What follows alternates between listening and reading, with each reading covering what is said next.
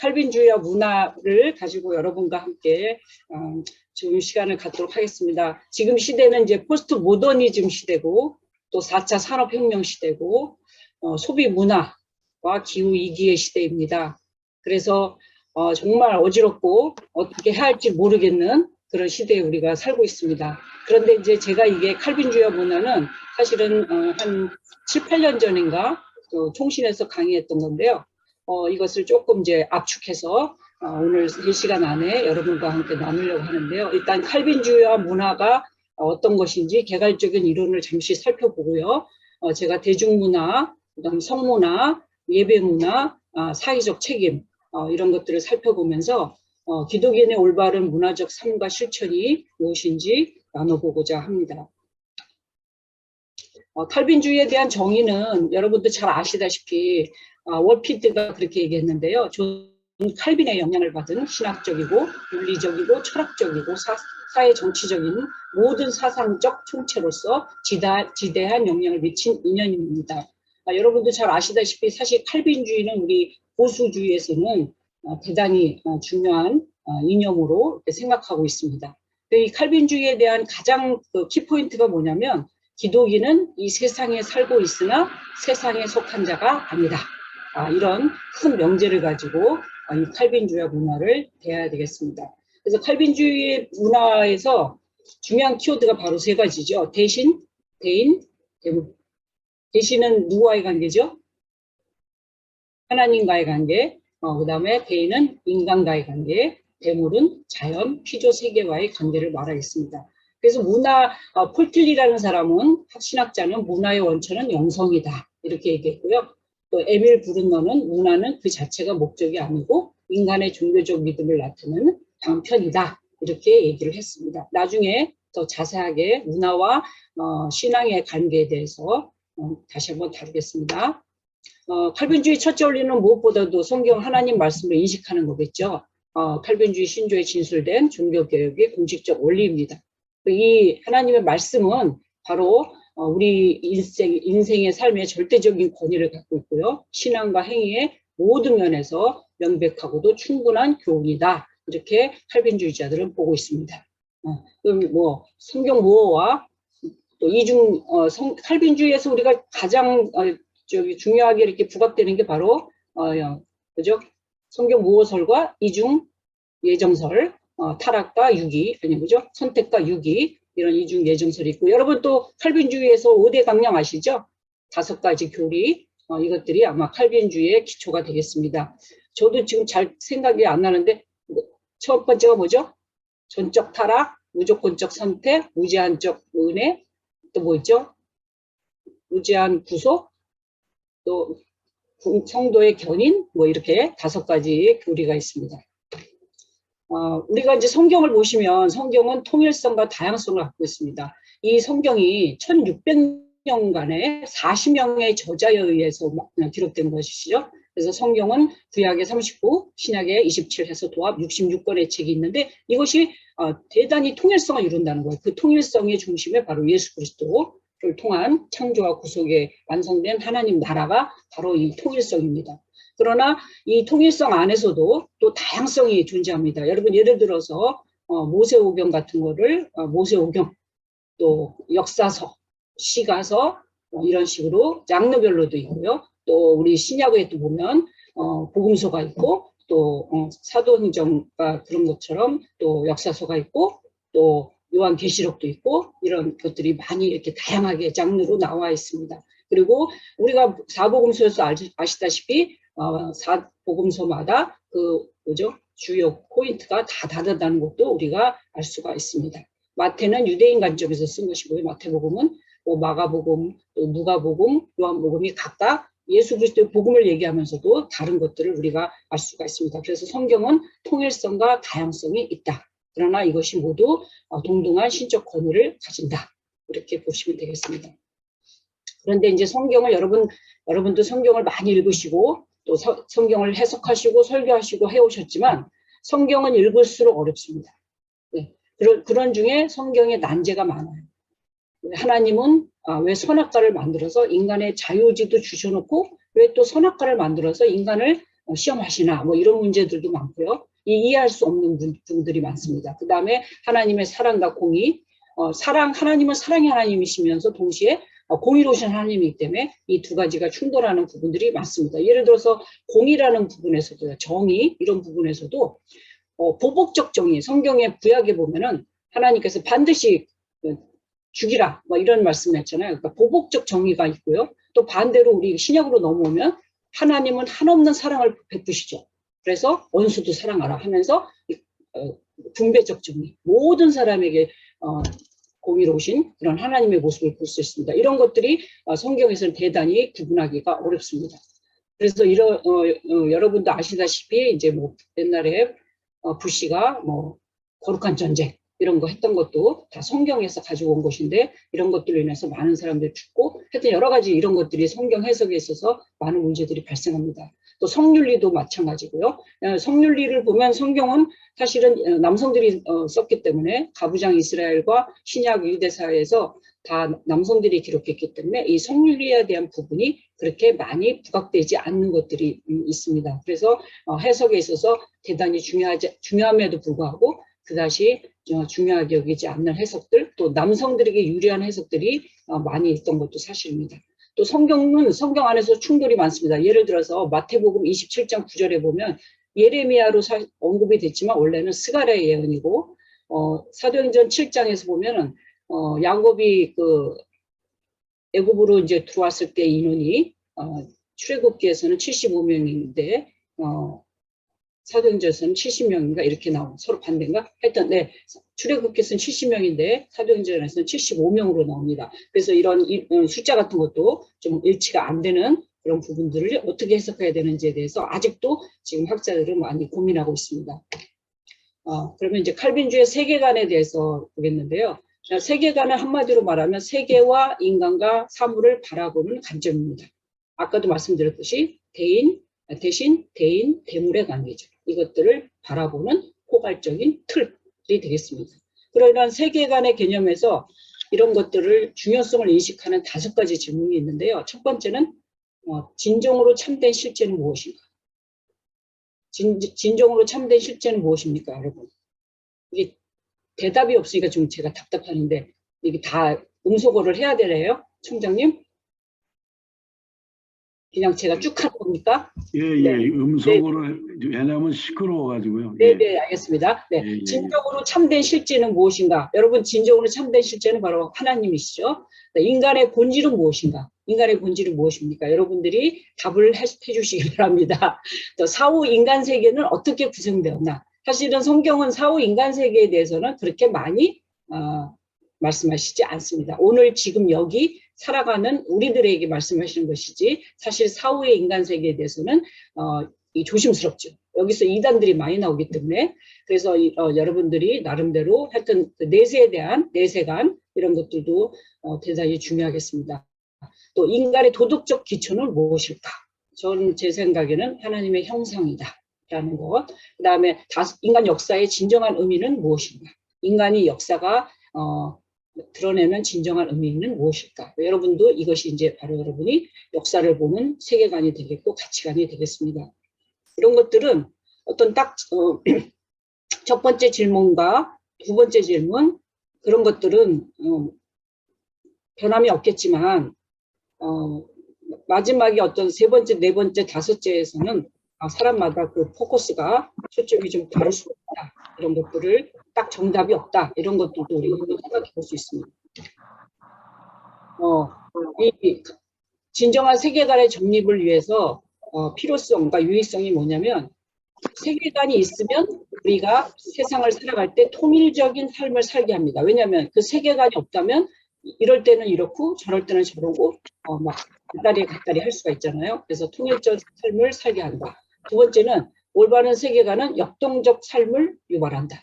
왜냐하면 사람이 어떤 가치관이 있고 세계관이 있으면 어떤 사물을 대할 때나 사건을 대할 때 되게 역동적으로 할 수가 있죠. 그 다음에 세 번째는 인간의 사고와 행동의 방향을 설정하게 하죠.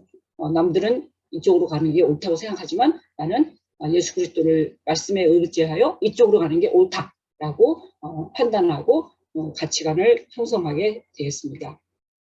그래서 세계관은 대단히 중요합니다. 이 세계관을 나눌 때 우리가 그리스도인으로서 어떤 세계관을 갖고 살아야 되는지에 대해서는 이제 앞으로 계속 얘기를 해보겠습니다. 세계관의 기능은 제일 중요한 것은 인식적 기초입니다. 이것은 지식에 관련된 거죠. 정보 이런 것들이 있습니다. 그래서 내가 어떤 세계관을 가질 때는 이미 그 안에 지식 정보들이 갖고 있다는 것입니다. 예를 들어서 아까 세상에 실제 참된 그죠? 참된 실제는 누구인가 무엇인가 할 때 바로 우리는 하나님에 대한 인식을 갖고 있다는 것이죠. 두 번째는 감정적인 안정을 제공합니다. 이런 세계관은 우리에게 대단히 인간에게 감정적 위로를 주고 안정감을 제공해 줍니다. 그래서 평안함을 주고 이런 것들이 있습니다. 세 번째는 문화적 개념을 갖게 되죠. 세계관이 있다는 것은 결국 문화적 개념을 공고히 하는 것이 되겠습니다. 우리가 우리의 경험을 평가하고 행동하는 과정을 통해서 여기서 제관념과 그것을 처리하는 방법을 제공하게 되겠습니다. 네 번째는 문화를 통합합니다. 이 문화와 저 문화 어떤 상충되는 것들 또 반대되는 것들 또 어떤 유사한 것들 이런 것들에 대해서 문화 자체를 우리가 흡수하게 되고 또 버리게 되는 이런 것들이 있습니다. 다섯 번째는 문화 변화를 감시합니다. 우리가 문화에만 쫓아가는 게 아니라 우리가 문화의 주체자로서 이 문화가 과연 하나님의 말씀에 의해서 옳은지 아닌지 판단하고 선택하며 거절하게 되고 다시 해석하기도 하는 그런 기능을 갖게 되겠습니다. 그래서 세계관이 되게 중요한 것입니다. 문화신학자 폴 틸리, 이름 자체가 명명 자체가 문화신학자라서 이 폴 틸리는요 문화와 복음을 일치시켜요. 그래서 복음은 문화의 정신이고 실체다. 문화는 복음이 표현되는 형식이요 방식이다. 이렇게 얘기해요. 근데 반면에 근본주의 신앙을 가진 자들 중에 예를 들어서 터툴리아니우스 같은 초대 교부들 같은 사람들은 아테네와 예루살렘이 무슨 상관이 있느냐. 그 당시 아테네는 철학이 되게 왕성했죠. 예루살렘은 이제 신앙이고요. 그러니까 교회와 학교가 무슨 상관이냐. 약간 이분법적인 이론론적인 이런 생각을 갖고 있는 초대 교부가 있었습니다. 그래서 이런 문화를 대하는 방식에 있어서도 같은 신앙인인데도 불구하고 입장이 다르다는 거 이런 것들을 알 수 있습니다. 스토아 학파 플라톤 또는 변증법적 철학이 기독교를 평하지 못하게 하라. 이것이 바로 터툴리아니우스의 말이었습니다. 그래서 기독교는 아주 오롯이 고상하고 유일하고 어떤 외부적인 철학도 기독교를 훼손할 수 없다. 이렇게 보는 아주 극단적인 입장이라고 보시면 되겠습니다. 자, 기독교 문화가, 문화라는 것은 우리 강성환 교수가 참 잘 정의를 내렸는데요. 인간의 의식과 활동의 산물인 동시에 삶의 가치와 의미가 생산되고 실천되는 자리이며 인간은 그 속에서 세계와 더불어 소통하는 일정한 관계의 그물망이다. 그러니까 우리가 이 정의를 보면 어떤 생각이 들어요? 여러분들이 신앙을 갖고 하나님을 믿는다고 하지만 결국 문화라는 틀 안에서 살아갈 수밖에 없다라는 것을 얘기합니다. 그러면 그 문화 속에서 어떻게 우리가 살아가야 될 것인가 이런 것들을 얘기하고 있습니다. 문화를 떠나서는 인간이 살 수 없죠. 자, 지금 지식 정보 사회의 키워드가 문화라는 블랙박스인데요.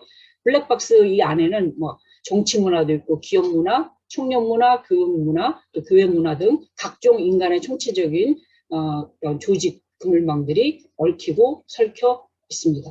여러분들이 지금 가지고 계신 이런 SNS, 카톡이라든지 이런 것도 다 여러분들이 문화를 다 사용하고 계시는 거잖아요. 그러니까 우리가 이제 좀 더 문화를 어떻게 봐야 될지를 좀 더 고민해야 될 것 같습니다. 자, 창세기 4장에 보시면 이제 가인이 아벨을 살인한 후에 나오는데요. 문화가 어떻게 성립되는지 살짝 보여줍니다. 살인자 라멕의 아들, 라멕이 살인했잖아요. 그런데 이 라멕의 아들이 유발은 또 처음으로 악기를 사용합니다. 또 두발 가인은 금속을 가공해서 각종 기구를 만듭니다. 여러분도 아시다시피 창세기 11장에는 노아 홍수 이후에 성을 건축하고 이러면서 인간들이 하나님으로부터 하나님께로 올라가서 더 이상 홍수로 멸망당하지 않으려고 그 바벨탑을 쌓는 인간의 모습들을 볼 수 있습니다.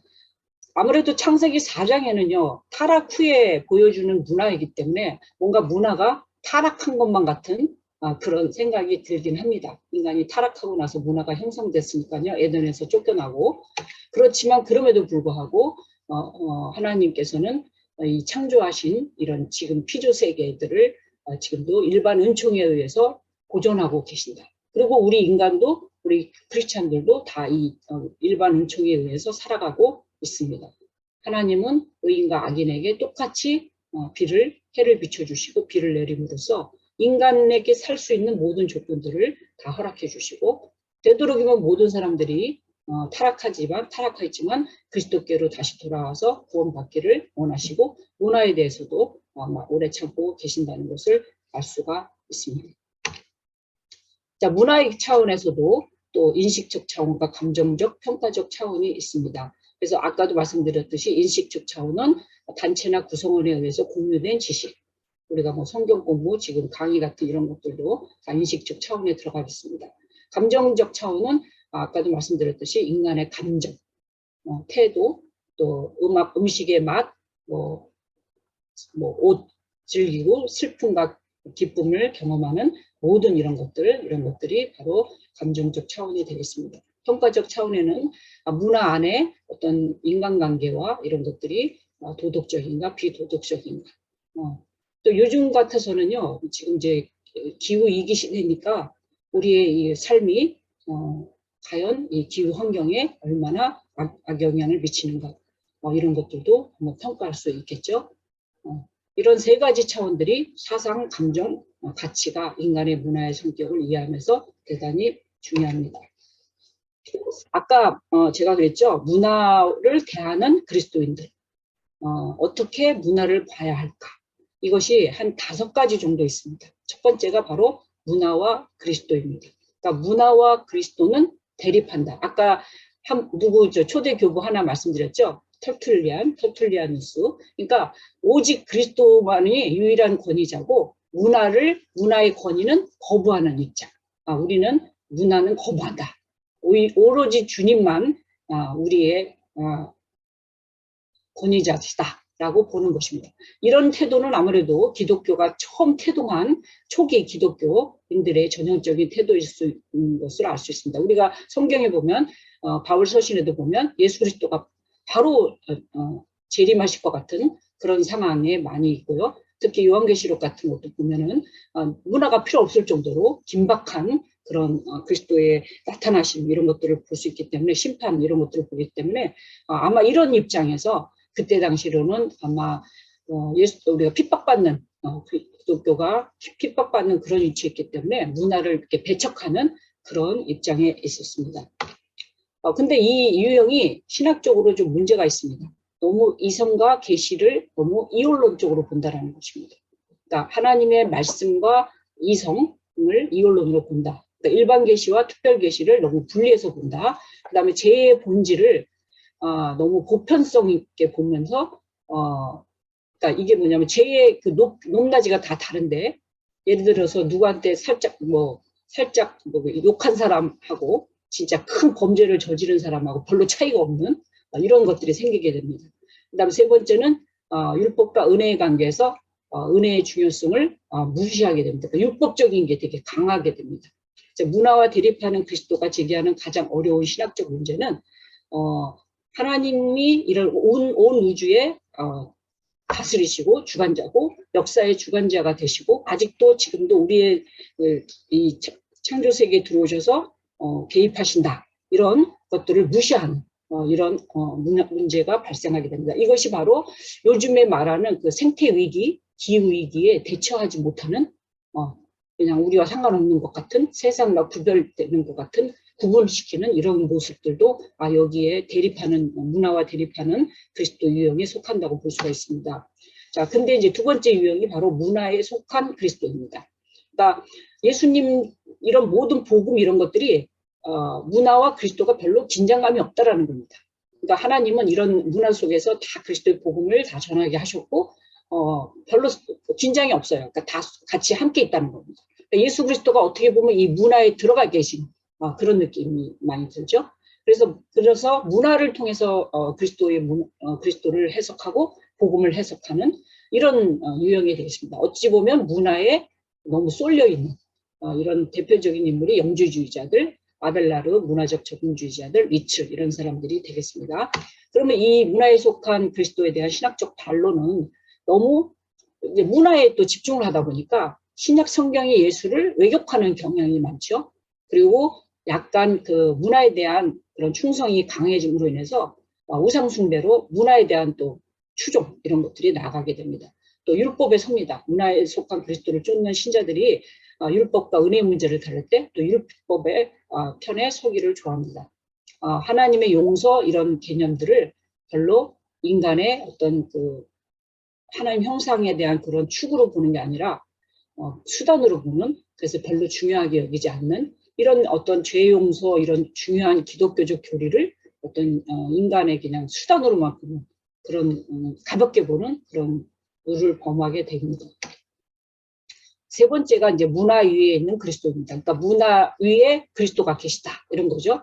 그렇다고 해서 문화를 완전히 무시하는 게 아니라 이 두 가지 모두를 함께 다루는 그런 입장입니다. 예를 들어서 신약 성경에서 말씀하시는 그 말씀과 삶을 종합해서 예를 들어서 뭐 하나님 사랑과 이웃 사랑이 연결되어 있다 하면서 이 문화적 윤리를 기독교 양심의 윤리와 같이 이렇게 동일한 것으로 보는 것입니다.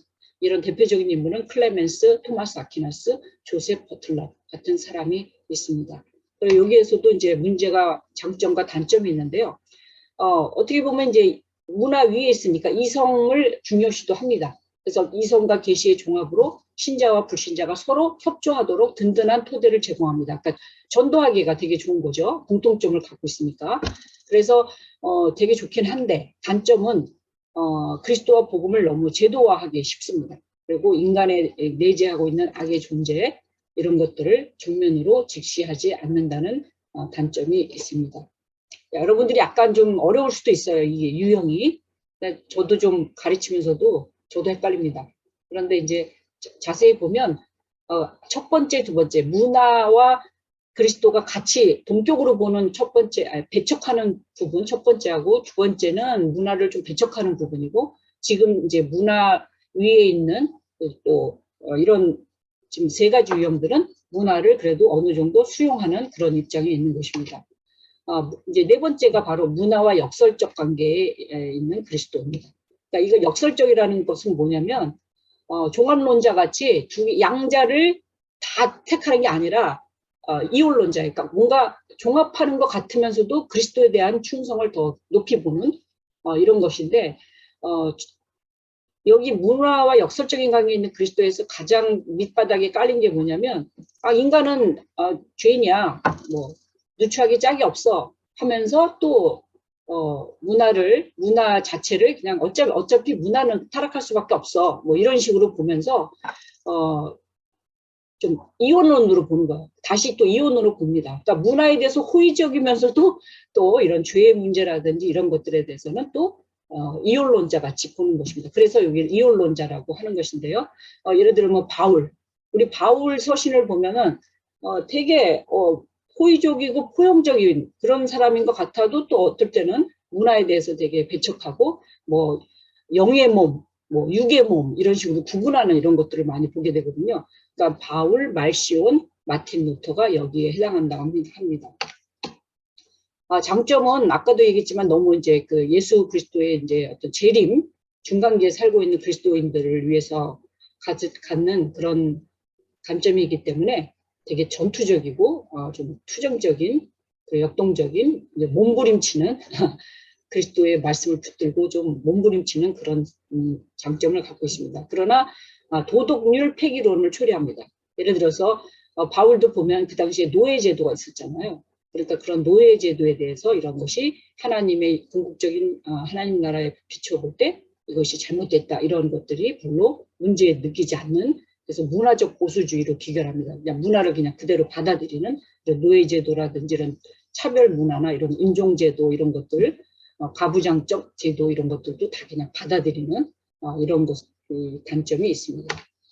그 다음에 이제 다섯 번째가 문화를 번역하는 그리스도입니다. 이건 전환론자인데 이혼론자, 죄에 대해서는 이혼론자에 가까운데, 또 문화에 대해서 되게 긍정적이고 희망적입니다. 그 문화도 변화시킬 수 있다.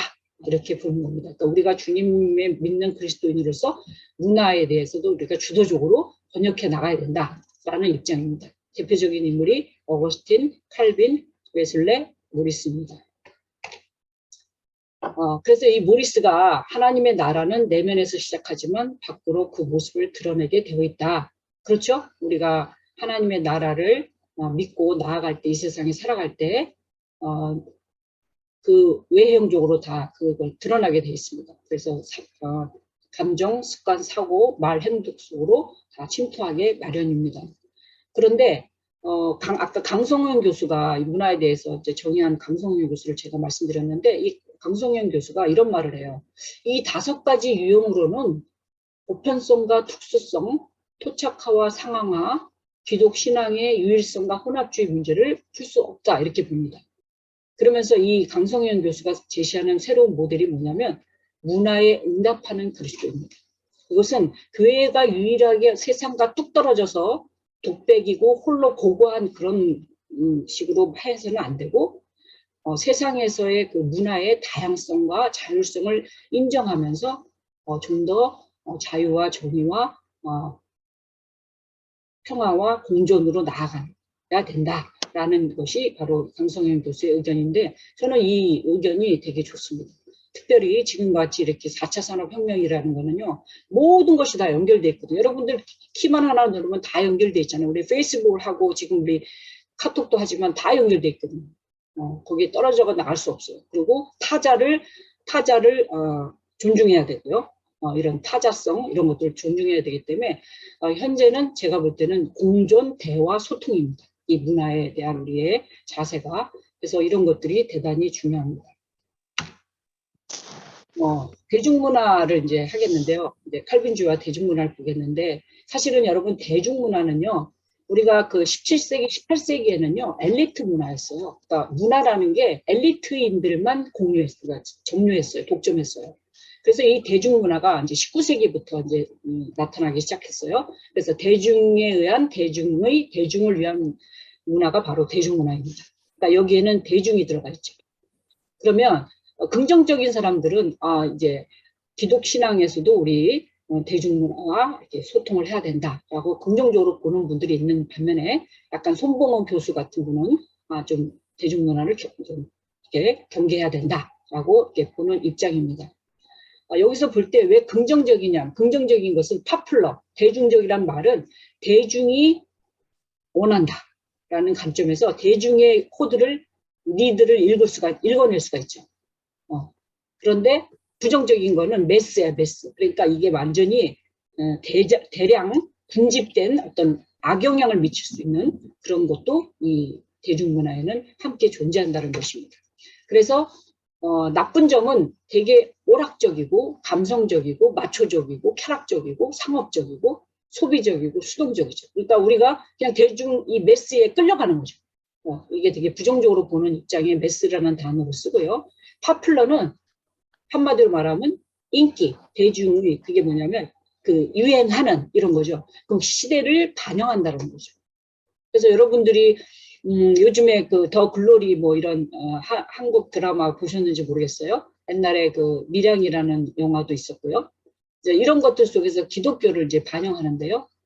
여러분들 혹시 더 글로리 보셨는지 모르겠는데, 기독교 이런 종교가 이런 학교 폭력에 의해서 과연 종교는 무엇을 하고 있는가라는 물음을 던지는 거죠. 그런데 기독교가 별로 역할을 못한다는 거예요. 오히려 그 딸이 대형교회 목사인 딸이 더 확폭의 주도자가 되고 있죠. 밀양도 마찬가지죠. 아들을 살해한 범인을 용서해주기 위해서 교도소로 찾아갔는데 그 범인이 하는 말이 하나님이 나를 용서했다. 자기는 평안하다 그러는 거죠. 그러면 자기 아들을 잃어서 진짜 억장이 무너지고 용서할 수가 없었으나 그래도 신앙을 갖고서 그 사람을 용서해 주려고 교도소를 갔는데, 그 사람 입에서 먼저 자신이 용서해 준다는 말을 하기도 전에 그 사람이 나는 하나님께 용서받았다 하니까 이 여자가 주인공이 머리가 돌죠. 그래서 막 기독교에 대해서 합류를 느끼고 이런 것들을 볼 수가 있습니다. 그러니까 여러분들 우리가 이제 이런 영화나 드라마를 볼 때 과연 교회가 이 시대에 사람들이 무엇을 요구하는지, 또 요즘에 많이 유행했던 오징어 게임 같은 것도 거기에 나오는 기독교 신자가 되게 자기만 살려고 하고 이기적인 그런 신자 교인의 모습 이런 것들을 반영하는 걸 볼 때 이 시대에서 교회를 어떻게 보는지, 기독교를 어떻게 보는지 그것도 알 수가 있습니다. 자, 기독교 문화와 대중 문화의 관계. 우리 이제 교회에서 보면은요, 기독교 문화에서도 의식주 문화가 있고요. 의식주라 하면 이제 의복 문화와 음식 문화, 주거 문화 이제 세분화되죠. 그 다음에 음악 문화, 교회에서는 음악이 빼놓을 수가 없죠. 또 영상, 요새는 또 영상 없어서는 어렵잖아요. 또 미술 문화, 또 언론, 인터넷 문화, 또 공동체 문화, 또 놀이 문화, 여가 문화가 있습니다. 또 뭐 교육 문화 뭐 여러 가지 있는데 제가 좀 하나 더 추가하고 싶은 게 요즘에 너무 봉사와 헌신을 강요하는 문화가 있어요. 교회가. 열정페이. 페이스북에 어떤 목사님이, 유명한 목사님이 당신이 뭐 좋은 일을 하는데 여기에 봉사할 사람을 찾습니다. 그러니까 그냥 봉사하기를 원하는 거야. 아무 페이도 주지 않고. 그러면 이게 좋은 일이긴 한데 사실은 그렇게 요즘에 일을 헌신을 강요할 수가 없거든요. 그래서 이런 교회가 너무 쉽게 교인들에게 봉사와 헌신을 강요하면서 노동력을 좀 착취하는 그런 것도 있어요. 그러니까 거저 먹으려고 하는. 그래서 교회가 좀 더 이성적이고 사회에서 요구하는 그런 것들도 교회가 좀 받아들여서 이렇게 사람을 함부로 이렇게 헌신과 봉사라는 개념으로 함부로 쓰지 않도록 교회도 좀 조심해야 될 것 같습니다. 자, 음악이 있죠. 그래서 여러분 음악이 있으면 대단히 이제 이 음악은 인류 역사에 함께 대단히 중요한 건데 사실 음악이 없으면 우리가 신앙에서도 대단히 메마를 수 있는 그런 부분들이 많죠. 그리고 그 찬송가 곡 가사에서도요 얼마나 우리가 가사에 은혜 받고 힘을 얻는 경우가 많이 있습니다. 그래서 음악을 통해서 서로 활력을 얻고 또 사람들과 함께 서로 합창을 하고 중창을 하고 성가대하고 하면서 그 하나님을 함께 같은 마음으로 이렇게 찬양하는 그런 것 속에서 우리가 신앙이 더욱더 고무되는데요. 그런데 이제 질문이 있습니다. 이제 옛날에는 제가 어렸을 때인가 중고등학교 시절에는 사실은 기타도 못 치게 했고 드럼도 못 치게 했지만 노래도 이런 노래 부르면 안 된다. 에이지 노래 뭐 부르면 안 된다. 해가지고 막 한 것도 있고 그런 거 있었는데 요즘에는 여러분들 어떻게 생각하실지 모르겠지만 교회 안에서도 부를 수 있는 대중음악이 있을까? 또 교회 밖에서 부를 수 있는 교회 음악이 있는가? 뭐 당신은 사랑받기에 태어난 사람 이런 것들은 좀 대중적으로도 많이 알려진 것 같아요. 이런 것들이 좀 있어서 좀 더 이게 교회 문화, 음악 문화가 좀 더 이렇게 대중 속으로 나아가고 이렇게 하는 것도 참 중요한 것 같습니다. 이건 나중에 퀘스천 할 때 함께 나눠보면 좋겠습니다. 저기 총장님 몇 시까지 해야 되죠? 1부? 일부가요. 하시면 됩니다. 잠깐. 1시간 40분 하시면 돼요. 40분요? 예, 90분 강의 내지 100분 강의인데 네네. 그거를 뭐 딱 맞출 필요는 없고요. 네. 에리아에서 하시면 돼요. 네네. 네. 그러면은 제가 잠깐 요거부터가 이제 네. 잠깐 쉬고 그 다음부터 할까요? 너무 빨리 쉬는 것 같은데요.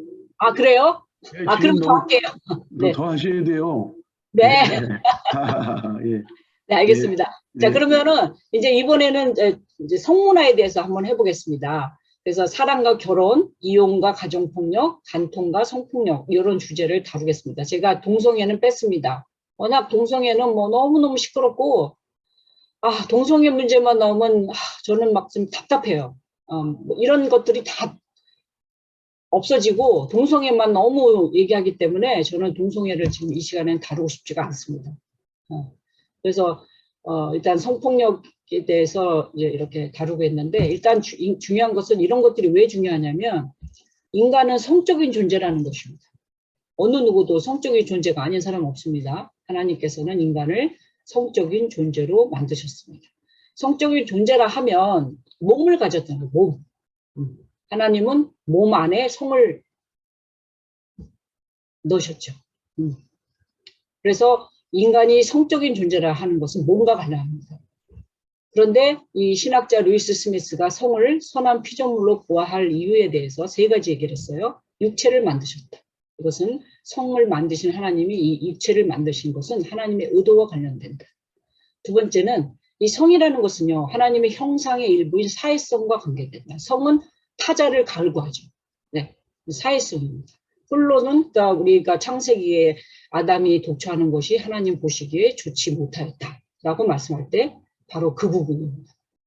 하나님은 다 좋았더라 하셨는데 하나님이 좋지 않았다고 하는 부분이 바로 인간이 독초하는 것. 그러니까 성이라는 것은 반드시 타자성이 있어야 돼요. 네. 앞에 관계되는 마주보는 사람이 있어야 됩니다. 사회성과 관련됩니다. 그래서 혼자서는 이 성이 온전해질 수 없습니다. 세 번째, 성에서 제일 중요한 게 바로 친밀성입니다. 이것도 하나님의 형상의 일부입니다. 저는 여러분들이 에로스와 남녀 간의 사랑 에로스와 하나님의 사랑 아가페를 너무 구분하시는데요. 인간이 제일 먼저 깨달은 것은 에로스입니다. 성을 통해서. 남녀의 사랑을 통해서 친밀함을 통해서 이 사랑의 개념을 깨닫게 되고요. 이로 인해서 하나님을 사랑한다는 것이 어떤 것인지를 개념을 알게 되는 것입니다. 아까 우리가 세계관에 대해서 인식적 개념이 되게 중요하다 했잖아요. 그 하나님을 사랑한다는 개념은 사실은 보이지 않는 하나님을 사랑하기에는 우리가 너무 피상적이에요. 사랑이란 개념을 하나님께 댈 수가 없어요. 인간이. 왜? 성을 통해서 알 수가 있어요. 남녀의 에로스를 통해서. 그래서 아담이 하나님이 하와를 데리고 오셨을 때 아담이 하와를 보자마자 너는 내 뼈 중에 뼈요 살 중에 살이라는 것은 이 학자들이 다 얘기하는데 친밀성입니다. 너가 너무 나에게 친밀하고 가깝다. 인간이요 고독할 것이 무엇이냐면 친밀한 사람이 한 명도 없을 때가 고독함을 느끼거든요. 소외감을 느끼고. 그래서 이런 친밀함 이런 것들은 대단히 기독신앙에서도 대단히 중요해요. 왜냐하면 우리가 성경에 보면 하나님이 너는 내게 가까이 오라. 하나님을 가까이 하라. 나를 사랑하라.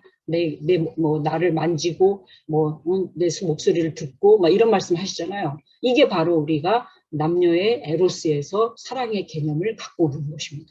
그래서 대단히 이 성은 하나님을 사랑할 수 있는 하나의 중요한 기본적인 틀이 되겠습니다. 젠더 혹은 성 정체성. 요즘에 이제 많이 논란이 되고 있는데, 여러분들 젠더라는 말은 뭐예요? 섹스는 인간을 남녀를 구분하는 신체적으로 구분하는 게 섹스고요. 그러니까 몸으로 구분, 신체적으로 화학적 이제 그죠? 아니 화학적이 아니라 유전적으로 구분하는 게 이게 섹스입니다. 젠더는 사회가 규정하는 남녀 구분입니다. 그 사회 문화가.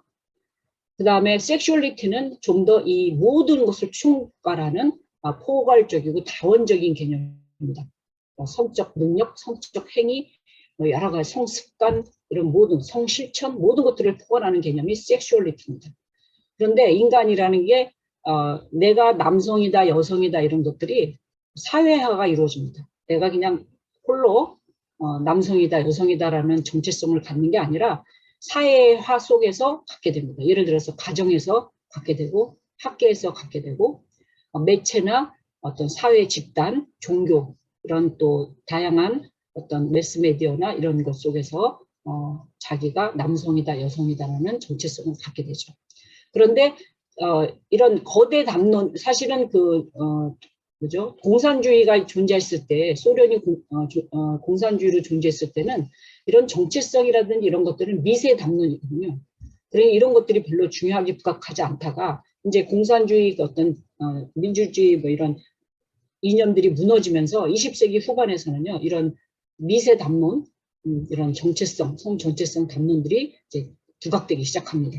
그래서 남녀 평등, 인권, 언론의 자유 등 사회 여러 가지 변화들이 생기게 되고요. 또 성에 대한 욕구들이 증가하고 성에 대해서 되게 자유분방해지고 또 민감한 주제에 대해서 막 자유롭게 토론하기도 하고 결혼 밖에서의 이런 이런 성 이런 것들을 용인하는 분위기가 있습니다. 여러분도 아시다시피 이제 2015년에 저희 한국에서 간통죄가 위헌이다라고 판결한 것도 바로 이런 시대적 흐름에 따른 것입니다. 성에 대한 또 개인차들이 또 존재합니다. 이런 것들을 인정하게 되면서 지금은 이 성에 대해서 아주 다양하게 넓어지고 있습니다. 한국의 섹슈얼리티와 성문화를 보시면 사실은 지금은 이제 약간 과도기적이라고도 할 수 있어요. 왜냐하면 그 아버지가 딸을 가진 아버지가 딸은 막 밤늦게 다니는 것 별로 좋아하지 않으면서 아버지는 또 밖에 나가서 바람 피시고 뭐 이런 것들을 보시면 것들도 있는데 하여튼 섹슈얼리티 성문화에서 보면 첫 번째 변화가 이제 여성들이 성적 권리를 주장하기 시작했다는 것입니다. 이거 성적 자기 결정권이라고 하죠.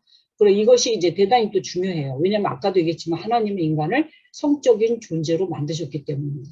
성적인 존재를 하면 서로 대화해야 되고 서로 교제해야 되고 소통해야 되고 그러면서 문화와 신앙을 이루어가거든요. 그래서 성적 자기결정이 되게 중요하고요. 두 번째 변화가 이 성소수자들 이런 동성애자들이 자신의 권리를 이제 말하기 시작합니다. 이런 것들이 막 영화에서 막 쏟아져 나왔죠. 그래서 유명한 영화들이 막 생겨나기 시작합니다. 그래서 저는 이게 동성애에 대한 영화 모르겠어요. 저는 제가 이제 보수에서 또 있다 보니까 아직은 이렇게 막 이거를 적극적으로 막 환영하고 그런 것은 아닙니다.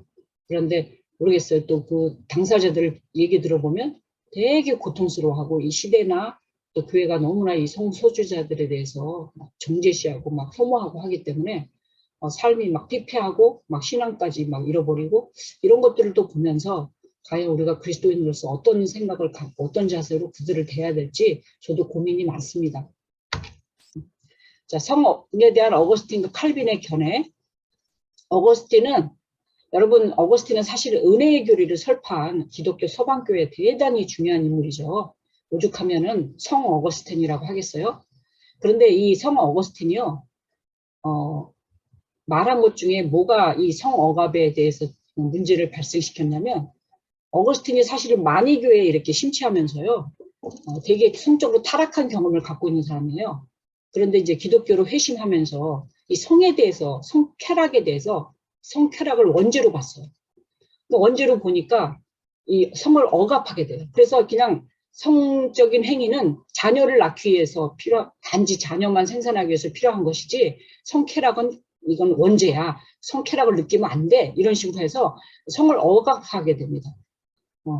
이런 것들이 어거스틴에게 나타나요. 그러니까 여러분도 아시다시피 아무리 기독교의 은혜를 설파했다고 해도 또 남성이고 자기가 해왔던 그 성적인 경험, 타락 경험에 의해서 이런 교리를 얘기하다 보니까 성에 대해서 별로 자유롭지 못한 이런 교리를 얘기하게 되겠죠. 이런 것들이 이 어거스틴에게만 있으면 좋은데 이것이 이제 중세에 토마스 아퀴나스로 이어지면서 성을 억압하는 것이 여성을 억압하게 되죠. 왜냐하면 남성들이 다 주도하다 보니까 그러니까 여성들을 억압하면서 발생했던 게 바로 마녀사냥입니다. 여성들을 마녀로 만들어서. 그러니까 이것들이 우리가 이렇게 교리를 보면은 이 성억압에 대한 것들이 사실은 이런 정말 우리 기독교에서 추앙하고 존경하는 이런 인물들 속에서도 이런 교리들이 성억압을 야기했다 이런 것들을 알 수 있습니다. 그런데 이제 반대로 칼빈은요, 중세까지만 해도 이 성억압을 되게 중요하게 교리로 받았는데 이제 종교개혁이 되면서 칼빈은요, 하나님께서 인간에게 성쾌락을 주셨다. 자녀 출산 외에도 성쾌락을 주셨다 하면서 하나님의 성을 만드신 목적을 이 칼빈은 종교개혁자들은 좀 더 넓게 보게 되겠죠. 그러니까 이 중세 때까지만 해도 하나님이 성 주신 것은 그냥 자녀를 출산하기 위해서 여성들은 그냥 자녀를 낳는 도구 정도 이렇게 생각했던 것입니다. 그리고 그때 당시에는 여성은 하나님의 형상도 아니었으니까요. 여성은 그냥 남성을 떠받드는 어떤 하나의 그냥 부수적인 존재로 인식됐던 시절입니다. 그런데 칼빈은 그렇게 인정하지 않고 하나님이 이 성쾌락을 주셨다 하면서 이 성에 대한 좀 더 넓은 앞으로 나아가는 그런 개념들을 가지고 있던 것을 알 수가 있습니다. 자, 그 다음에 이제 사랑과 결혼을 하겠는데요. 여러분들은 뭐 이제 다 결혼을 하셨는지 잘 모르겠는데 하여튼 사랑에도 여러 가지가 있습니다. 논리적 사랑, 낭만적 사랑, 소유적 사랑, 이타적 사랑, 유의적 사랑. 여러분들도 이제 뭐 내 사랑이 어디에 속하느냐, 전 생각하시면 좋겠는데, 근데 이제 사랑을 이루지 못하는 사람들도 좀 있습니다. 예를 들어서 이제 뭐 사랑에 실패했던 사람들, 이런 사람들은 다른 사람을 만나면 또 실패할까 봐 일반화, 과잉 일반화하는 경향이 많고요. 또 자기가 나를 사랑할 수 있는 뭐 사람이 못 돼 뭐 이러면서 자기를 비난한 거나 또 잘못된 심리 추측으로 인해서 사랑을 잘 이루지 못하는 경우가 많습니다.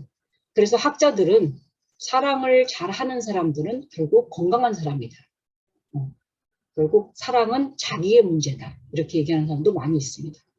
그래서 이제 기덴스라는 사람은 남녀 간의 이성적인 사랑이 순수한 인간관계를 가능하게 하는 특성을 내재하고 있음에도 결국 양성 간의 권력 관계에 의해서 여성이 가정에 위치된다. 이중성을 지니고 있다. 이렇게 얘기합니다. 그래서 우리가 사랑에서도 보면 사랑과 성차 이런 것들이 어디서 많이 나타나냐면 성과 윤리에서 나타나죠. 여러분들 그 조선시대 때 남자들은 첩을 두면서도 여성들은 뭐죠? 그거 뭐죠? 뭐죠? 강요했잖아. 여성들은 막 열려면 세워주고 막 이런 식으로 그 남편을 이렇게 되면 그걸 수절을 강요했죠. 이런 것들. 그리고 질투하지 말라. 그게 칠거지약에 들어가는데 남자들은 첩을 두면서도 성적으로 막 함부로 하면서도 여성들이 질투하면 또 그걸 칠거지약으로 죄로 규정하는 이런 것들을 보면 윤리가 이중성이 있잖아요. 그다음에 이제 성과 권력인데요. 인간이 그 미셸 푸코라는 사람이 이런 말을 했어요.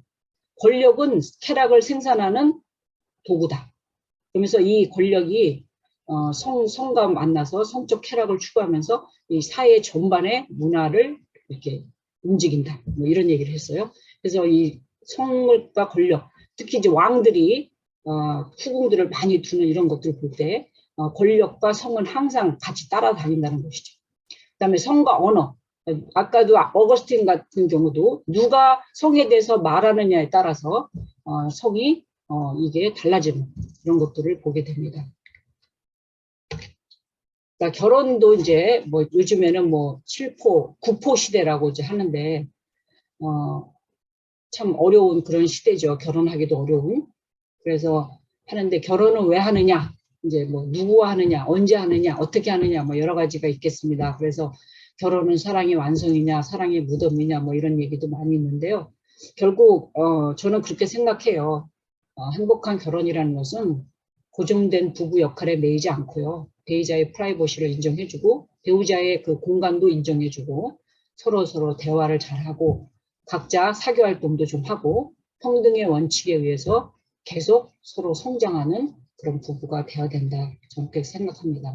그리고 이제 사랑의 결혼의 3요소가 원래 친밀감, 그다음에 헌신, 열정이거든요. 그래서 이제 결혼 초반에는 친밀감과 열정이 이제 강해지지만 또 이제 점점 나이 들어갈수록 헌신, 책임감이 더욱더 강해지고 이제 정으로 산다. 이제 그런 얘기도 많이 있잖아요. 그래서 이 결혼은 진짜 대단히 중요한 것 같습니다. 저도 뭐 결혼해서 살지만 결혼을 되도록이면 이제 젊은 사람들한테 결혼하고 살으라고 얘기를 합니다. 그래서 저희 딸은 이미 결혼했고요. 그래서 참 어렵긴 어렵지만 여러분들은 잘하고 계시죠? 자, 그다음에 이혼과 가정폭력.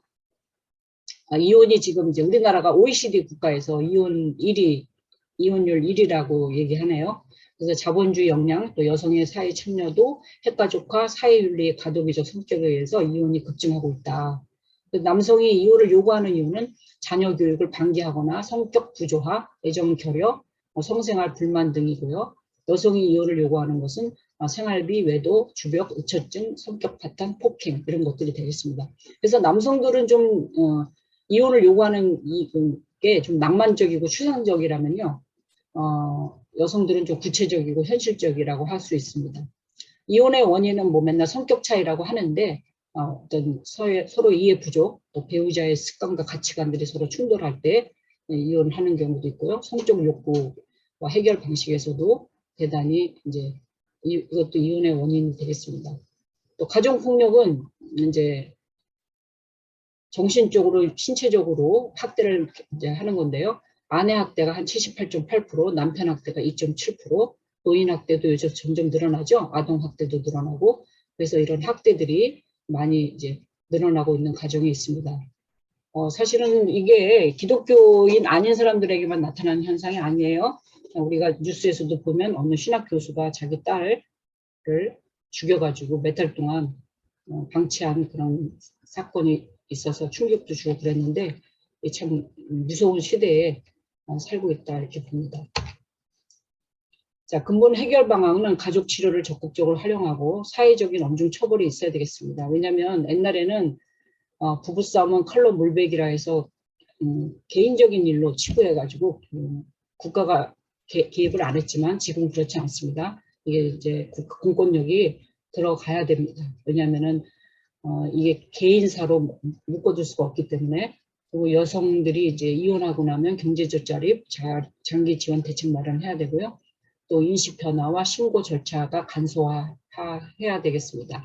가정폭력의 원인은 개인적인 성향이 많이 있죠. 공격적이거나 좀 이런 사람들. 또 가정폭력을 당한 사람들이 또 가정폭력의 또 폭력자가 되는 경우가 많이 있습니다.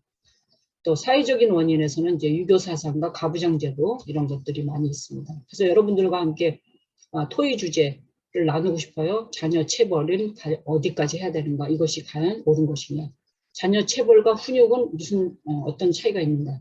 또 목사 장로들의 아내 구타 이런 것도 많이 심심치 않게 들려옵니다. 또 황혼 이혼율 또 이게 왜 증가하고 있는지, 또 이혼 숙려 제도에 대해서, 또 기독인들의 이혼에 대해서 한번 생각해 봤으면 좋겠습니다. 여기까지 하고 잠깐 쉴까요? 총장님? 아니, 조금 더 하셔야 돼요. 조금 더 해요? 예, 반까지. 아, 반까지요? 예, 그래야 이제 90분이에요. 알았어요. 제가 오늘은 왜 이렇게 목이 마르는지. 물 한 잔 하시고 계속. 네. 예. 간통은요, 아까도 말씀드렸듯이, 헌법재판소에서 간통죄를 폐지했습니다. 그 폐지한 이유가 성적 자기 결정권이에요. 그리고 간통죄가 별로 유효하지 않더라. 가정을 지키는데 별로, 효과가 없더라. 이제 이런 판단을 했거고요. 행복 추구권에 입에가 된다. 그 다음에 이제 애정 없는 결혼에 대해서 너무 강제성을 갖는 게 아니냐 해서 헌법재판소에서 이혼으로 결정한 것입니다. 그러나 이제 우리가 성경을 최고의 권위로 믿는 우리가 볼 때, 기독교인이 볼 때, 일단 간통은 성경에서는 엄밀히 말하고 있죠. 간음하지 말라. 네, 십계명에도 나와 있고요. 우리 십계명은 우리가 오늘날에도 계속 우리의 기독인의 계명으로 지켜야 되는 것들이잖아요. 근데 간음하지 말라 하는 말씀도 있고, 성경에 보면 자기 아내를 버리지 말고 자기 아내 거룩함을 지켜라 이런 말씀이 많아요. 하나님이 원하시는 것은 너의 거룩함이다. 자기 아내를 거룩하게 취하고 뭐 이런 말씀이 있는데, 이 성경에 보면 또 간음한 사람, 이런 음란한 사람, 이 고린도전서 사도 바울은 너희 중에 간음한 자를 내어 쫓으라. 왜냐하면 악한 누룩이다. 이 사람들이 누룩이 돼서 어지럽히기 때문에 너희 중에서 내가 쫓으라 이렇게 얘기했거든요. 근데 이제 이게 문제가 뭐냐면, 교회가 이때 헌법재판소가 간통죄 폐지한다고 할 때 교회가 가만히 있었다는 거예요. 그 기본 그 찬성하는 그 원인이 성적 자기결정권이었거든요. 여러분, 이 성적 자기결정권이요, 사실은 이게 동성애도 열어주는 거거든요. 네? 그렇죠? 자기가 동성애자인 정체성을 갖고 있는 사람들이니까 성적 자기결정권도 다 열어주는 거예요. 사실 이 단어가. 근데 교회가 가만히 있었어요. 그러니까 저는 그때 제가 이거 폐지된 거에 대해서 막 뭐죠? 심포지움도 하고 막 그 법 공부하신 크리스찬 법학자 여성, 크리스찬 여성 변호사랑도 같이 이렇게 하고 그랬는데, 이거 저는 제 입장에서는 이게 간통죄 폐지한 거는 이거 잘못했다 이렇게 생각을 해요. 왜냐하면 하나님께서도 우리가 성경에 보면 일부 일처제, 이게 성경적 원리거든요. 그리고 이게 사회가 되게 혼란스럽고 이제 이런 건데, 오히려 어떻게 보면 성적 자기결정권의 최소한의 제한인 것이죠. 제한이 필요합니다. 이걸 다 열어주게 되면 이렇게 생각하시면 돼요. 가정을 지키지 못했다. 그동안 간통죄가. 그렇지만 제가 볼 때는 이걸 열어줌으로 인해서 지금 이제 형사법으로는 이제 고소가 안 되고 처리가 안 되고 민사로 가는데 결국 또 돈 있는 사람만 억울하면 이걸 고소하게 되는 이런 건데 이게 참 자본주의 논리가 여기 깔려 있지 않을까. 응? 결국 돈 문제이지 않을까 이런 생각도 많이 하고요. 저는 이 사회에 되게 혼란을 준다. 근데 저 교회가 왜 이것을 잠잠했는지 저는 이해할 수가 없습니다. 오히려 이 간통죄가 폐지된 다음에 그루밍 막 청소년들 그루밍한 성추행한 목사들이 뭐라고 얘기하냐면 간통죄도 폐지된 마당에 나는 20명 30명하고도 간통할 수 있다. 막 이러는 목사들도 있어요. 그래서 이게 진짜 교회가 옛날에 저가 다닐 때만 해도 7계를 범하면 안 된다. 그래서 대단히 간통은 되게 가늠하는 거 이런 거를 되게 엄격하게 했는데 교회가 이게 헌법재판소가 간통죄 폐지한 다음부터 간통죄 완전히 다 무너졌어요. 교회가 무너졌어요. 제가 볼 때. 사회보다. 그리고 목사들이 더 무너졌어요. 그리고 동성애만 갖고 이제 얘기하는 거예요. 동성애만 갖고. 그러니까 여러분들이 이걸 잘 보셔야 돼요. 성적 헤게모니를 누가 갖고 있는지. 근데 이게 자신들이 자기가 자멸하는 거예요.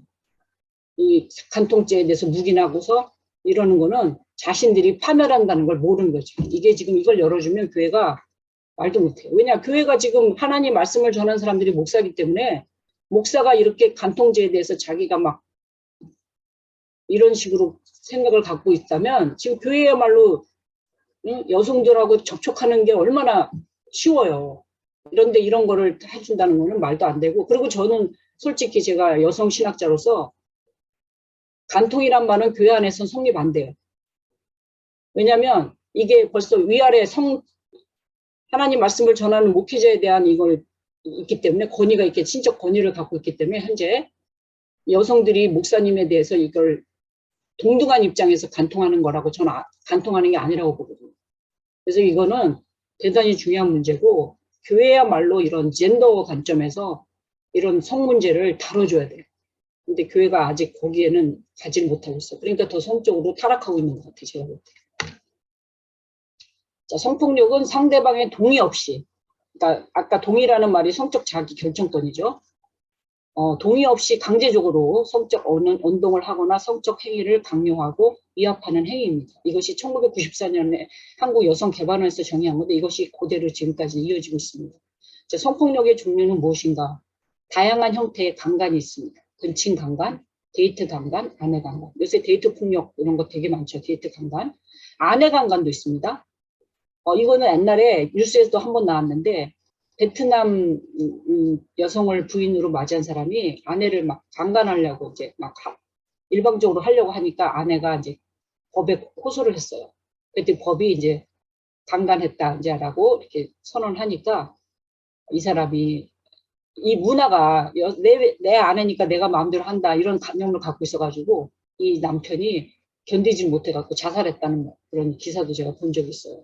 그러니까 지금은 이렇게 아내도 서로 합의해야지 이렇게 함부로 해서는 안 된다라는 것을 우리가 좀 염두에 둬야 될 것 같아요. 성추행은 뭐냐면은 찝쩍거리는 거예요. 여성을 지하철에서 여러분들 지하철 생각하시면 돼요.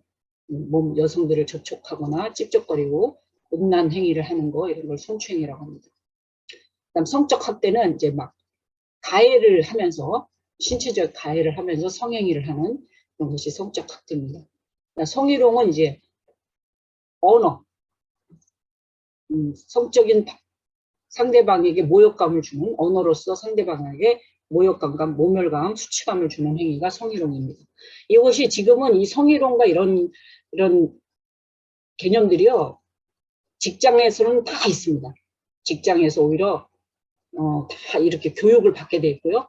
엄격하게 이것을 하고 있습니다. 인권해서. 그런데 문제는 교회는 이거에 대한 개념이 하나도 없다는 거예요. 목사님들도 그렇고 지금 제가 옛날에 기독교 반성폭력센터 공동대표로 있을 때, 저기 설문조사를 했어요. 목사님들하고 평신도들하고 이렇게 한 1000명 정도를 설문조사를 했는데, 목사님들이나 나이 드신 분들이 여성들 이렇게 얼굴 만지거나 이런 것들에 대해서 이것은 성희롱이다라고, 성추행이다라고 생각하는가? 라고 물었는데, 아니다.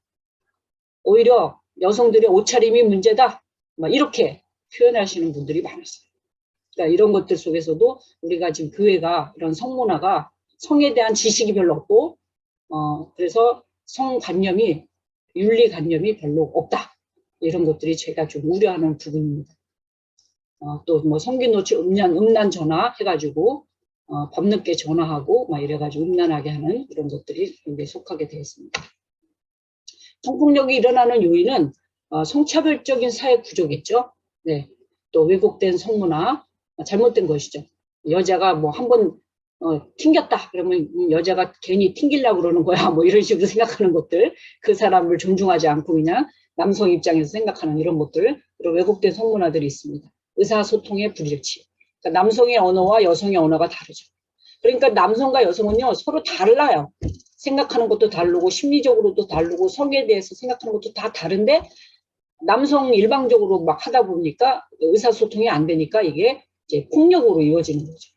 그다음에 성교육의 부재, 성폭력에 대한 법적인 제도적 장치의 미비, 이런 것들이 많이 일어납니다. 그래서 저는 이게 꼭 사회만 그런 게 아니라 교회도 마찬가지죠. 교회도 참 이 5가지가 다 속해 있다는 거예요. 법적으로도 좀 제재를 하고 해야 되는데 그게 하나도 안 됐다는 거예요. 교회가. 목사님들한테는 너무 너그럽고 오히려 피해 여성들한테 함부로 하는 그런 것들이 너무 많다는 거죠.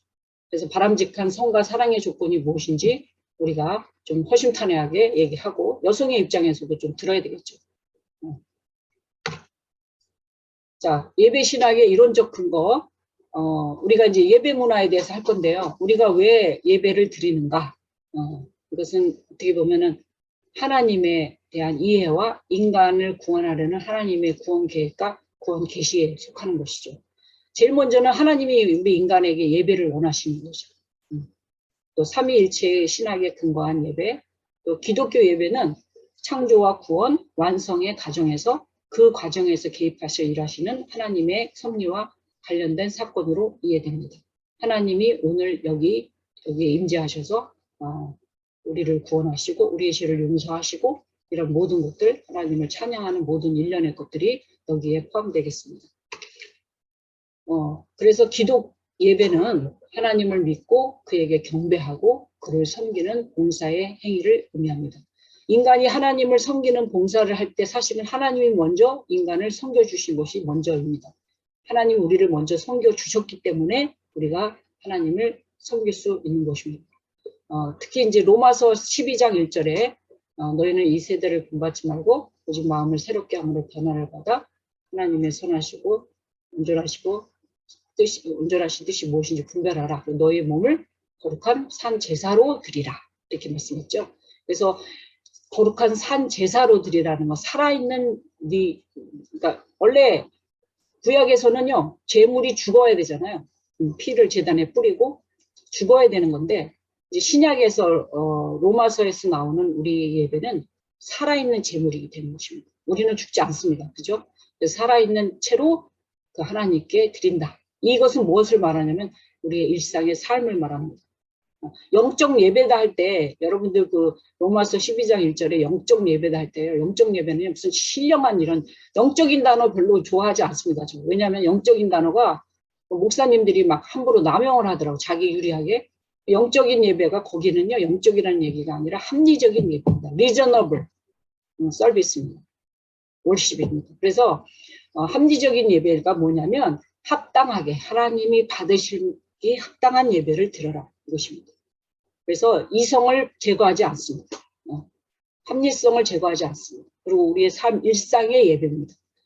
교회에서가 예배를 드릴 때 우리가 교회 중심의 예배 만 너무 강조한 경향이 사실 많았어요. 그런데 이제 삶의 예배, 사실은 교회에 있는 시간 별로 없잖아요. 삶이 더 중요하죠. 삶으로서의 예배, 이런 것들이 대단히 중요합니다.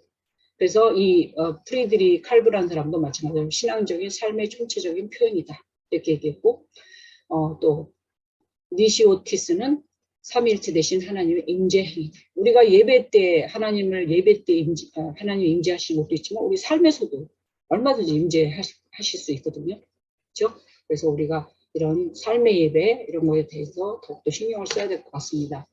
자, 예배의 기능에는 일단 교육적 기능이 있겠죠. 이게 뭐냐면 아까도 인지적 기능이랑 똑같은 건데 우리가 하나님이 누구신지 하나님에 대한 지식, 성경을 통해서 깨닫게 되고 하나님의 사랑, 하나님의 은혜, 하나님이 우리에게 행하신 일들 이런 것들을 우리가 깨닫게 되죠. 그런 지식이 없이는 하나님을 믿을 수가 없잖아요. 그렇죠? 그래서 신앙을 강화시켜주고 믿는 역할을 믿음을 도울 수 있는 역할을 합니다. 그 다음 두 번째가 예배의 기도적 기능입니다. 예배에서는 기도가 있죠. 찬양과 감사와 회개와 도구와 간구와 5가지 요소가 기도에 들어갑니다. 또 음악으로도 표현되고요. 그런 속에서 우리가 기도를 하게 됩니다. 교육적 기능에서는 아무래도 저런 것들도 들어가지 않을까요? 신앙 고백 이런 거, 그죠? 성시교도 이런 것들이 아마 들어갈 수 있을 것 같습니다. 그러니까 축제적 기능에서는 우리가 이제 예배가 교회 이제 교회마다 이렇게 다녀보면 되게 예배가 침울한 교회가 있고요. 어떤 교회는 되게 밝고 이런 교회가 있어요.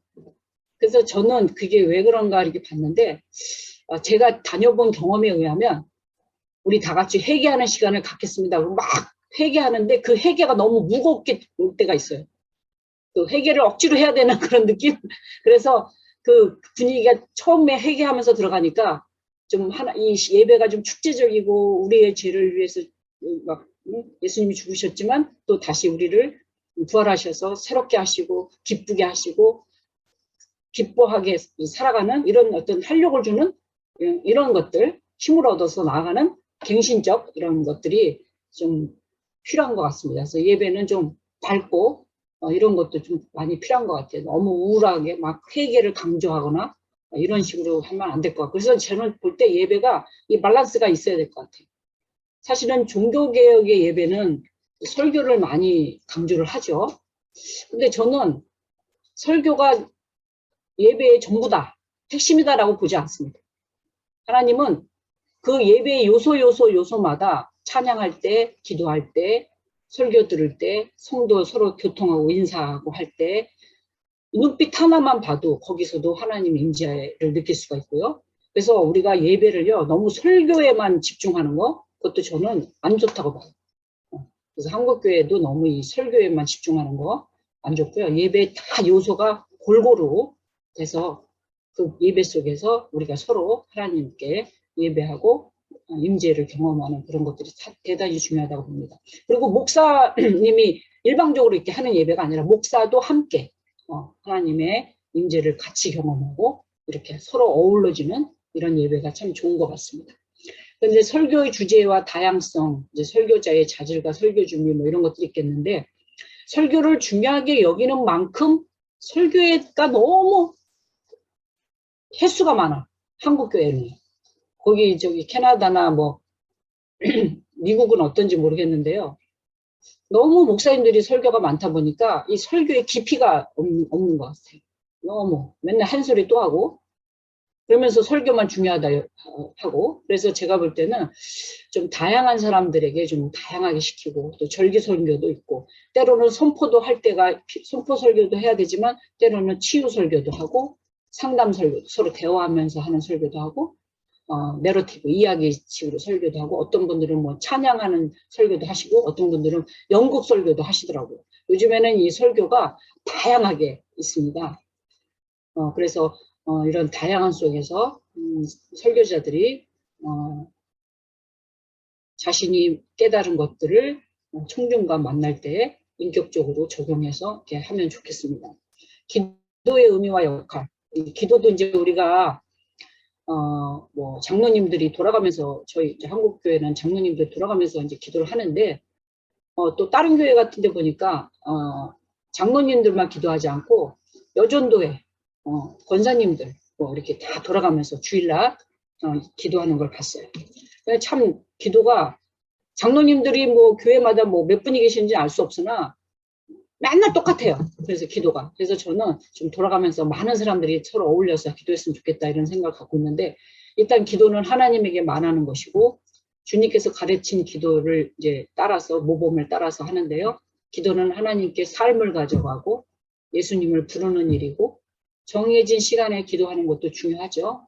어떤 경건의 훈련으로서. 그다음에 혼자 기도하는, 간절히 기도하는 것도 중요하고 함께 기도하는 것도 중요하고, 여러 가지 다양성 속에서 하는 것이 중요합니다. 저는 이제 옛날에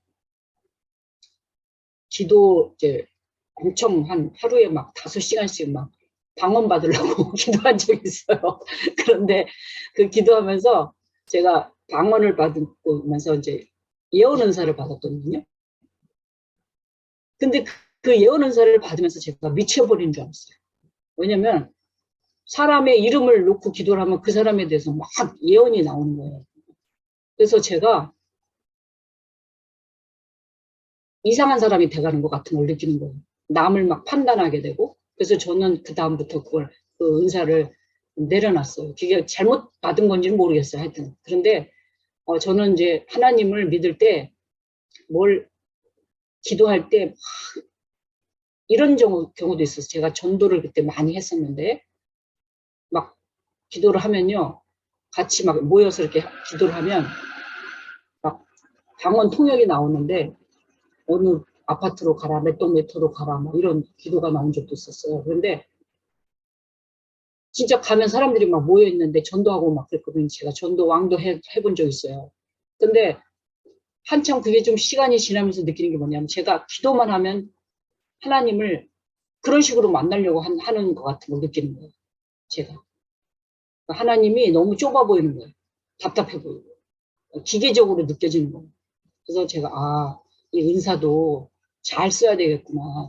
그래서 제가 그 은사를 다 내려놓고 하나님 저 이거 안 쓰겠습니다. 그러고서 그 다음부터는 방언도 하지도 않았어요.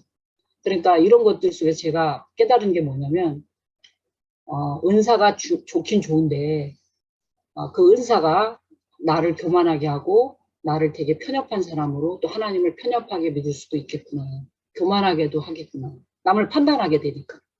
그래서 저는 그래서 참 이게 신앙인이 깊이 제가 내 나름대로 내린 결론은 신앙이 좋다, 기도를 많이 한다 하는 사람들이 대부분 보면 교회에서 문제를 일으키더라고요. 근데 기도를 진짜 많이 하는 사람은요, 그의 행실을 봐야 돼, 행실. 이런 말에 있는 게 아니라 그가 얼마나 인격적이고 이웃을 생각하고 그걸 봐야지 기도 많이 해서 뭐 능력이 있다, 방언한다 이런 것들은 중요하지 않는 거라는 걸 제가 그때 깨달았습니다. 그리고 이런 기도는 하지 말라. 중언부언하지 말고 남에게 보이려고 하는 기도, 거짓된 기도, 정력으로 쓰려고 잘못 구하는 기도. 기도가 우리를 위해서 작용하도록 하는 주술적 기도 이런 것들. 물론 기도가 여러분 맨날 되지는 않잖아요. 잘 되지는 않잖아요. 그죠? 답답할 때도 있잖아요. 그럴 때는 저는 그래요. 꼭 굳이 기도 안 하고 그냥 찬송을 듣거나 어디 밖에 나가서 하나님 만드신 자연 속에서 새소리를 듣거나 그런 것도 좋은 것 같아요. 저도 좀 그런 생각이 많이 들더라고요. 기도를 너무 기도만 하다 보니까 기도만 하면 하나님을 만나고 싶은 거야. 근데 사실 하나님 뭐 이렇게 기도한다고 맨날 만나지고 그런 하나님은 아니잖아요. 그래서 저는 기도를 정말 교회가 제대로 좀 가르쳐 줬으면 좋겠어요. 교회가. 이게 지금 칼빈에 말한 거거든요. 칼빈이 기독교 강요에서 말한 건데요. 그러니까 우리가 기도도 어떻게 해야 되는 건지 이런 것들도 교회가 좀 많이 가르쳐 줘야 될 것 같아요. 기도에서의 균형 회복. 협력적인 동시에 기도는 개인적이다. 그리고 기도는 자발적인 동시에 또 훈련도 해야 되겠죠. 또 마음과 가슴의 일이다. 방언 같은 거 할 때 보면은 내 마음은 하나도 동요가 되지 않는데 막 방언이 나오잖아요. 그러니까 우리가 사도 바울도 고린도전서에서 얘기했지만 마음으로 기도하고 영으로 기도한대. 이런 것들 속에서 어떻게 보면 막 이게 방언으로 기도하는 게 이렇게 어떨 때는 이렇게 마음이 닿지 않는 기도일 때가 많이 있다. 이런 생각도 많이 합니다. 우리는 또한 뭐 기도가 말만 하는 게 아니라 듣는 거죠. 대화하는 거니까 하나님과 호흡하고 대화하는 거라서 어떤 사람들은 그냥 계속 주구장창 하나님께 막 부르짖고, 물론 부르짖을 때도 있죠. 하나님께서 내게 부르짖으라, 내가 내게 응답하겠다 하겠지만 어떨 때는 조용히 우리가 좀 침묵하는 기도를 좀 못하는 것 같아요. 우리 기독교는 좀 시끄러워요. 기도도 할 때도 너무 통성기도 같은 것도 시끄럽고. 근데 좀 침묵하면서 조용히 하나님과 관계 속에서 깊이 들어가는 이런 기도, 저는 이런 기도도 되게 중요한 것 같아요. 하나님의 음성을 듣는, 조용히 자신을 내려놓는 이런 기도도 교회가 조금 훈련하면 좋겠다 그런 생각을 합니다. 여기까지 하겠습니다. 예배 문화에서 이제 추도 예배, 장묘 문화가 있는데요. 여러분들은 추도 문화에 대해서 어떻게 생각하는, 추도 예배에 대해서 어떻게 생각하는지 모르겠는데, 저도 추도 예배를 이제 많이, 우리 시아버님, 추도 예배를 많이 이제 해본 결과, 저는 별로 안 좋더라고요, 추도 예배가. 왜 사람을 기리지? 이런 생각이 들더라고요. 물론 모르겠어요. 여러분들 의견은 다를 수도 있어요. 어떤 분들을 얘기 들어보면, 추도 예배를 하면서 또 가족끼리 함께 모여서, 추억을 나누고, 뭐 이런 거 좋대요. 그래서 추도 예배, 그냥 추도 시간이면 모르겠는데, 그걸 꼭 예배라고 해야 되나? 이런 것들 문제가 있어요. 어쩌면 제사랑 똑같은 건데 약간 짬뽕한 것 같은데 절만 안 했다 뿐이지 사람을 그렇게 기린다는 게 조금 이게 성경적인가? 이런 생각도 저는 합니다. 아버지를 추억하고 뭐 돌아가신 분 어머니를 추억하고 뭐 이런 건 좋은데 꼭 이게 예배 형식을 띄어야 될까? 이런 생각이 들고요. 장묘 문화도 그렇습니다. 이제 요즘에는 우리나라 한국 땅이 이제 너무 땅이 좁다 보니까 이제 요즘에는 저런 걸 하잖아요. 그 뭐죠? 갑자기 단어가 생각이 안 나네. 뭐죠? 요즘에는 땅에 묻지 않고 뭐라 그러죠? 수목장. 네? 수목장이라고. 네? 나무에다 하는 거. 장. 수목장. 그걸 뭐라 그러죠? 그거 이렇게 해가지고 집어넣는 거? 낙골. 낙골. 화장. 네네네. 그렇게 낙골장이요. 하죠. 그래서 이런 것도 많이 생각해야 될 것 같아요. 땅덩어리가 낙골. 네, 낙골 문화, 낙골당. 그래서 결론적으로 기독교 예배의 실제는 예배 공동체가 지닌 신앙과 밀접한 관계를 가지고 있다. 문화와 관련돼 있죠. 신앙과 문화와 밀접한 관계를 갖고 있다. 그래서 이 문화니까요, 예배 문화니까요, 얼마든지 문화라는 개념은 여러분들 우리가 진리와 문화라고 할 때 진리는 세상이 변해도 절대로 바뀌지 않는 게 진리잖아요. 그죠? 근데 문화는 뭐예요? 계속 시대마다 마다 어디 장소마다 지역마다 나라마다 인종마다 문화는 바뀐단 말이에요. 그러니까 우리가 꼭 기억해야 될 것이 지금 우리가 문화에 대해서 배우고 있는데 이 문화를 우리가 기독교인으로서 어떻게 주도해 나가고 우리가 어떤 생각을 갖고 이 문화를 대해야 되고 어떻게 이끌어 나갈까 뭐 생각하며 나갈까 문화의 주도 변혁자가 될까 문화를 함께 나갈까 이런 생각을 하는 거지 사실 문화가 절대적인 건 아니거든요. 그래서 제가 이렇게 장묘 문화, 추도 예배 문화 이런 걸 생각해 보자는 거죠. 네. 그래서 예배도 마찬가지입니다. 원래 종교개혁의 개혁주의의 예배의 원리는 자유주의 성격이 있어요. 어느 교회 가면은 사도신경 안 하는 교회도 있고요. 먼저 그냥 설교부터 하는 교회가 있어요. 그러니까 이 예배 순서 같은 것도요. 정해져 있는 게 아니에요. 다 교회마다 자유적 성격으로 하는 것이 개혁주의 예배의 원리입니다. 그래서 우리가 이 문화라는 거, 문화는 항상 변할 수 있다. 이런 것이죠. 단지 오늘 우리가 우리에게 지금 쌓여있는 이런 문화, 접하는 문화들이 과연 우리가 이 문화를 어떻게 바라보고 어떤 방식으로 우리가 나가야 될까. 이것이 중요한 거지. 문화가 이걸 고수해야 된다. 이것이 막 진리의 문제가 아니라는 거, 이것만 아시면 되겠습니다.